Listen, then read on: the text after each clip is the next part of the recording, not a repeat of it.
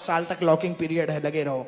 तो माताओं बंधुओं, सुग्रीव ने भी बानर सेना को एक पॉलिसी बेची। देखिए, बिल्कुल लालच देके उनका, अरे मेरे बानर सेना आ जाओ आ जाओ, बड़ी सुंदर पॉलिसी है, बड़ी अच्छी बात। क्या है क्या है?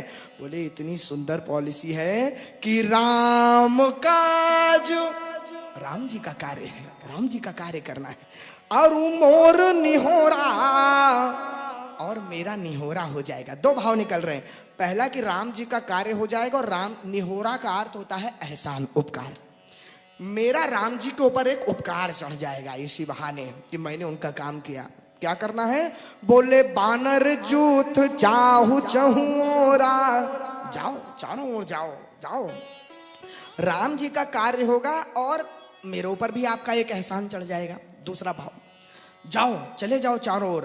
तो कहा क्या है काम, क्या है पॉलिसी? तो पॉलिसी आगे, जनक सुता कह खोजहूं जाई, माता जानकी को खोजना है। बड़ी अच्छी स्कीम है, सबको लाभ होगा इस स्कीम से।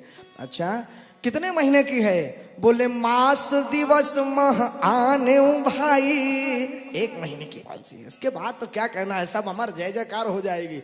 अब सब लोग निकल गए, वाह वाह वाह, इतनी अच्छी पॉलिसी और माता जानकी को खोजना, राम जी का कार्य।